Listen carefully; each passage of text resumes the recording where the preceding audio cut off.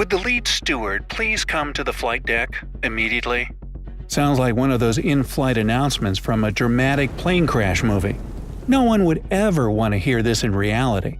Unfortunately, it's exactly what the passengers on Air Transit Flight 236 heard as their plane ran out of fuel somewhere above the Atlantic. It was supposed to be a regular flight for Air Transat from Toronto, Canada to Lisbon, Portugal. The weather was fine that August evening, and Flight 236 took off without delays at 8:52 p.m. It had 306 people on board, 293 passengers, and 13 crew members. Most of the passengers were Canadians, excited about their summer vacation in Europe, and Portuguese expatriates going to visit their family across the ocean. The flight captain was Robert Pichet, a 48-year-old pro with 16,800 hours of flight experience. His co-pilot was Dirk de Jager, a 28-year-old who had 4,800 flight hours. The Airbus A330-243 they operated was fairly new, with only 2 years of active service. And with 362 seats, not all of them were full for this flight. It had 2 powerful Rolls-Royce Trent engines, and, one interesting detail, 4.5 tons more fuel than it required when it took off. There were no red flags, no warnings of an emergency. Yet 8 hours later, when the plane should have touched down in Lisbon, it was nowhere to be seen.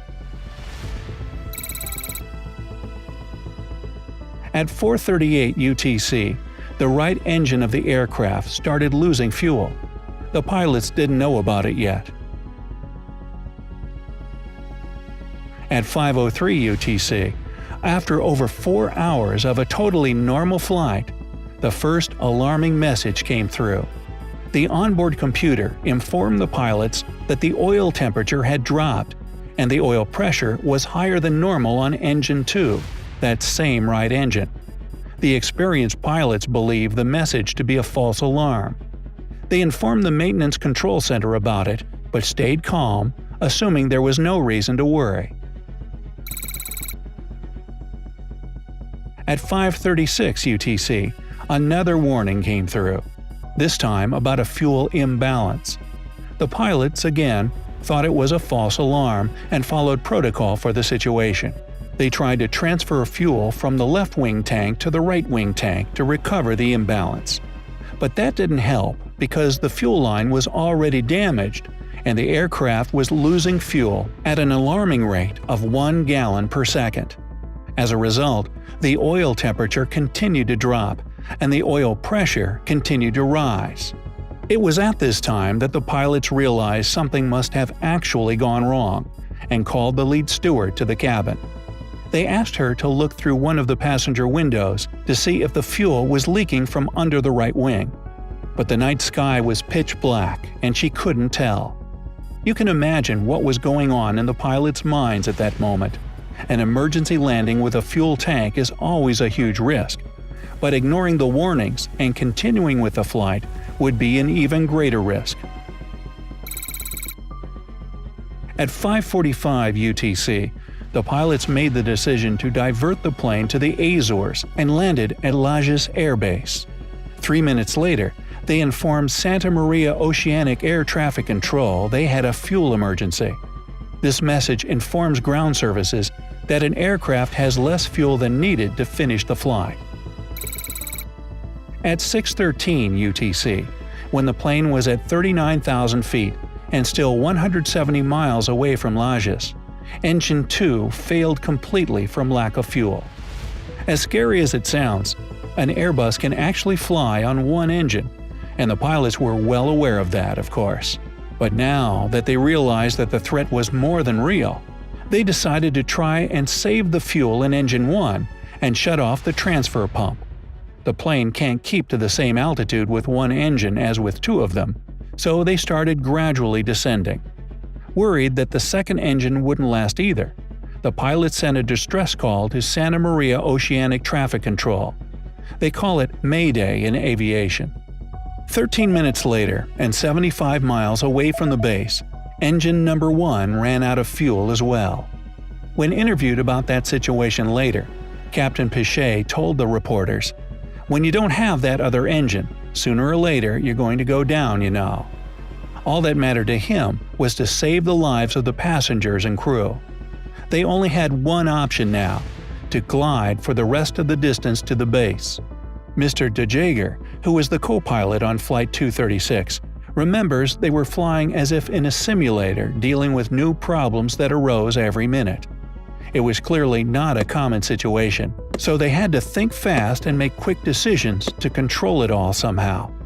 The plane lost its main source of electrical power, but it still had the emergency ram air turbine.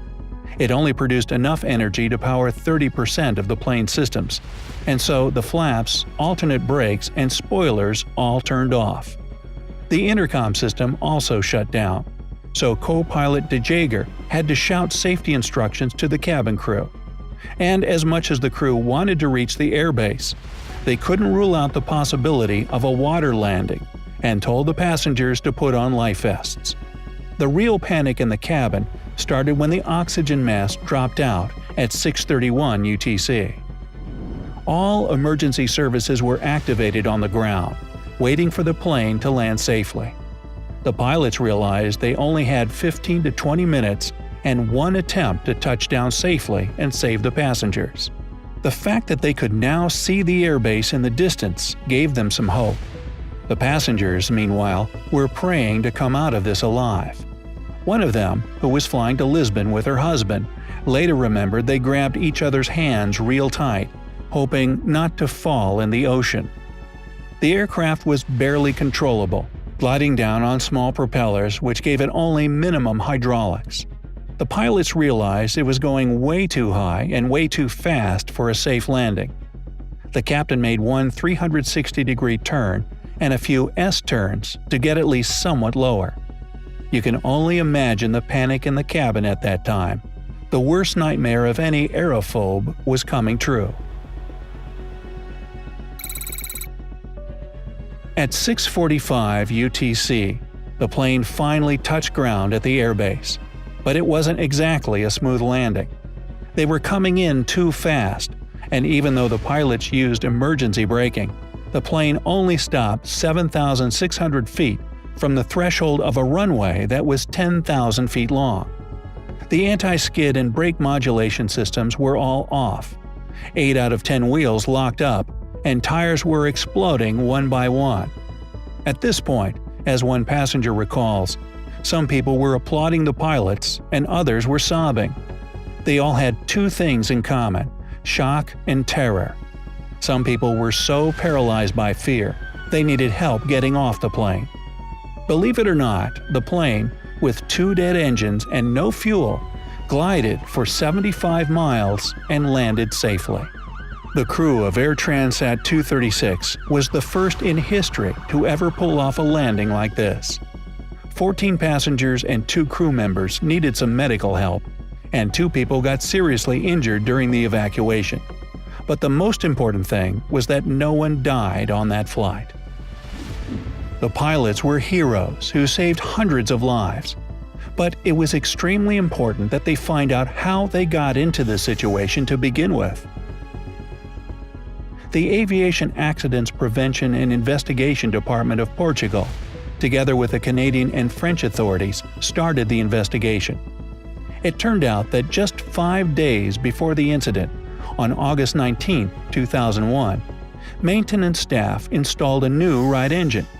It didn't come with a hydraulic pump, so they decided to take one from a similar engine and attach it to the new one.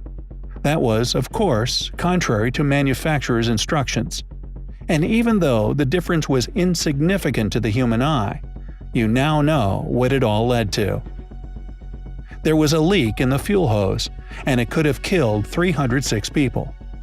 When Air Transat admitted their fault, the Canadian government fined them around $250,000, which was the largest fine in the history of Canada as of 2009. A few months after the incident, when the aircraft had been repaired, it resumed flights with Air Transat and was nicknamed Azores Glider, and as of December 2018, it's still active with a different airline. The miracle that happened over the Atlantic, thanks to the professionalism of the crew, inspired an episode of a Canadian TV show, Mayday. The episode aired in 2003 and was called Flying on Empty. In 2010, a biographical drama about the pilot Robert Piché came out, named Piché: The Landing of a Man. Now, are you afraid of flying, or do you enjoy it? Let me know down in the comments. If you learned something new today, then give this video a like and share it with a friend. But hey, don't go anywhere just yet. We have over 2,000 cool videos for you to check out. All you have to do is pick the left or right video, click on it, and enjoy. Stay on the bright side of life.